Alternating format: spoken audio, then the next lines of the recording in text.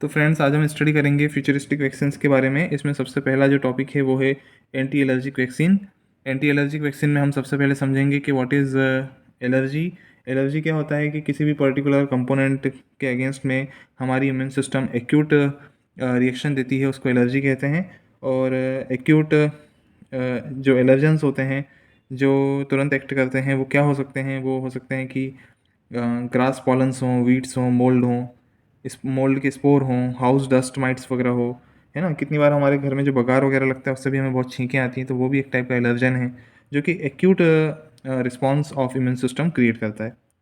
फिर फर्दर जैसे एनिमल्स में हमने देखा है तो कैट, डॉग, हॉर्सेस वगैरह में एलर्जिक स्किन डिसीजेज होती हैं, एटॉपिक डर्मेटाइटिस होती है, तो ये भी एलर्जिक डिसीजेज हैं। ये एलर्जिक डिसीजेज बाद में और भी क्रोनिक हो जाती है, और क्रोनिक होकर इनमें secondary bacterial infection, secondary yeast infection होता है, और फर्दर जो है इसमें आर्टिकेरिया होते हैं, पस फॉर्मेशन हो जाता है। So for the treatment of different type of allergens and treatment of especially atopic dermatitis, क्या किया जाता है कि इन एलर्जन का एक्सट्रैक्ट बना करके एनिमल में वैक्सीनेशन किया जाता है ना। और ये डिटरमाइन किया जाता है कि या तो वो हम इंट्राडर्मल इंजेक्शन देंगे, और या फिर allergen specific serum immunoglobulin IgE का ऐसे करेंगे कि आखिर एलर्जन देने के बाद में पहले तो हम इंट्राडर्मल इंजेक्शन देंगे, उसके बाद हम ये ऐसे करेंगे कि आखिर कितना इम्यूनोग्लोबुलिन आईजीई उसमें प्रोड्यूस हुआ है।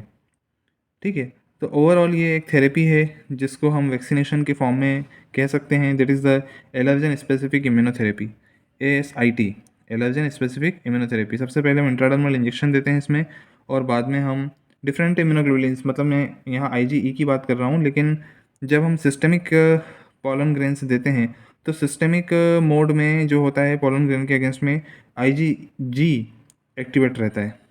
ठीक है, तो IgG का एक्टिवेशन होता है। तो हम ऐसे करते हैं पॉलन ग्रेन्स के अगेंस्ट बाइंड होने वाले ऐसे IgE का और फर्दर IgG का। अब हम समझते हैं कि व्हाट इज़ एसिट, ASIT। तो एसिड होता है एलर्जन स्पेसिफिक इम्यूनोथेरेपी। इसमें हम क्या करते हैं कि इसमें हम ग्रेजुअल एडमिनिस्टर करते हैं increasing amount of allergen extract, either हम एक्वा सॉल्यूशन में या फिर प्रेसिपिटेटेड फॉर्म में विद द एलम। एलम क्या हो गया, हमारा जो फिटकरी वगैरह रहती है इसमें हम प्रेसिपिटेशन कर लेते हैं, और हम ग्रेजुअली इंक्रीजिंग अमाउंट में एलर्जेंस को देते हैं, चाहे हम इंट्राडर्मल दें, सबकट दें, और ओवर सेवरल मंथ्स तक हम देते हैं। और कई मंथ देने के बाद में हम इसका ईयरली बूस्टर डोज लगाते हैं।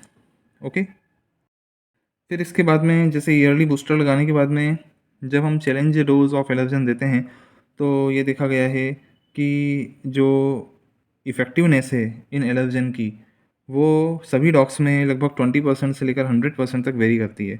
मतलब कुछ डॉग्स तो 100% रेजिस्टेंट हो जाते हैं, पर कुछ डॉग्स जो होते हैं सिर्फ 20% ही रेजिस्ट करते हैं। सो ये डिपेंड करता है depending upon the factor as study design कैसा हुआ है, पैरामीटर कौन कौन से यूज़ हुए हैं, सोर्स ऑफ वैक्सीन कौन सा यूज़ हुआ है, concurrent treatment for secondary infection कर रहे हैं या नहीं कर रहे हैं। तो इसके कारण कितनी बार ऐसा रहता है कि इन डॉग्स में सेकेंडरी इन्फेक्शन भी रहता है। तो ऐसे में जब हम इससे ट्रीटमेंट करते हैं, इम्यूनोथेरेपी करते हैं, क्योंकि ये थेरेपी भी है, यानी कि जो अफेक्टेड डॉग हैं उसमें भी हम इसका ट्रीटमेंट कर रहे हैं, है ना। हालांकि मैंने अपने हॉस्पिटल में ये देखा है कि जैसे मान लीजिए, ये मेरा एक्सपीरियंस है कि मान लीजिए कोई एटोपिक डर्मेटाइटिस का केस है, और हम उसमें जब एटोपिक डर्मेटाइटिस रहती है तो वो जो एलर्जन जो उस डर्मेटाइटिस को कॉज कर रहा है उसके एलर्जन को हम क्या करते हैं, इंजेक्ट कर देते हैं, और हम हर चौथे पाँचवें दिन बुलाते हैं, इंजेक्ट करते रहते हैं। तो हमने ये देखा है कि वो एलर्जन जो है उसके अगेंस्ट में डॉग में इम्यूनिटी आ जाती है, और वो एलर्जन धीरे धीरे कम होता चला जाता है। लेकिन कितनी बार जो डॉग्स बहुत ज़्यादा उस एलर्जिक डर्मेटाइटिस से सफ़र करते हैं उनको क्या होता है कि सेकेंडरी इन्फेक्शन भी जनरेट हो जाता है, तो सेकेंडरी इन्फेक्शन का ट्रीटमेंट भी करना होता है। तो ऐसे में जो ओवरऑल थेरेपी है वो डिले होती है, तो ऐसे केस को हम 20% केसेस में रखते हैं।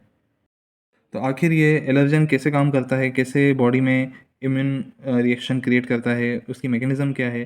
तो अभी प्राइमरली हमें तो यही पता है कि जो एलर्जन आता है वो जो है मास्ट सेल को एक्टिवेट करता है। मास्ट सेल जो है कुछ डेंड्राइटिक सेल्स वगैरह को भी एक्टिवेट करता है, जो कि कुछ साइटोकाइन रिलीज़ करती है जो कि मास्ट सेल के एक्टिवेशन के लिए रिस्पॉन्सिबल है, साथ में बी सेल के एक्टिवेशन के लिए रिस्पॉन्सिबल है।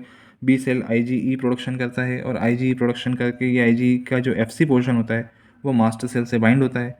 मास्ट सेल से बाइंड होने पर मास्ट सेल का डीग्रेनुलेशन होता है और फिर उससे जो हिस्टामिन वगैरह रिलीज़ होते हैं। हिस्टामिन जो है फर्दर कीमो अट्रैक्टेंट की तरह भी काम करता है। हिस्टामिन जो है एंटी इन्फ्लेमेटरी भी होता है। इसमें डिफरेंट टाइप के कॉम्प्लीमेंट सिस्टम एक्टिवेशन होते हैं, C3A और C5A जैसे जो कीमो अट्रैक्टेंट एक्टिवेट होते हैं, जो न्यूट्रोफिल को एक्टिवेट करते हैं। न्यूट्रोफिल फर्दर जो होता है और भी साइटोकाइन रिलीज़ करता है और इन एलर्जन के एपोप्टोसिस के लिए और इन एलर्जन के फेगोसाइटोसिस के लिए रिस्पॉन्सिबल होता है।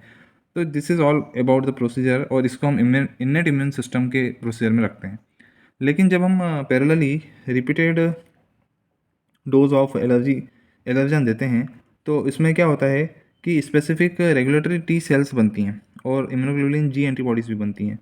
और अगर हम बूस्टर डोज देते रहते हैं तो फर्दर क्या होगा, अगर एक्चुअल में एंटीजन आता है, एलर्जन आता है, तो ये टी सेल रिस्पॉन्स और इम्यूनोग्लोबुलिन जी जो होता है वो इस एलर्जन को मास्क करता है।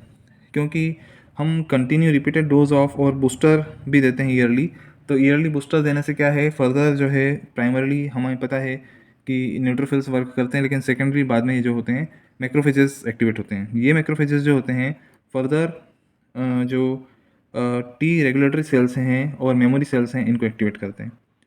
तो ऐसे में ये टी सेल फटाफट जो होती है इन एलर्जेंस को मास्क कर लेती है और एमएससी क्लास 1 और एमएससी क्लास सेकंड से प्रेजेंट करवा के, स्पेशली एमएससी क्लास सेकंड पे प्रेजेंट हो जाते हैं और टी सेल फिर फर्दर जो है मीडिएटेड साइटोकाइंस रिलीज़ करके इसका जो है फेगोसाइटोसिस हो जाता है। तो ये पूरी मैकेनिज़्म है हमारी एंटी एलर्जिक वैक्सीन की, जिसको हम एज ए इम्यूनोथेरेपी भी कहते हैं, allergen specific immunotherapy. So friends, this is all about the mechanism of anti-allergic vaccine, and this is all about the chronology of discoveries related to anti-allergic vaccines.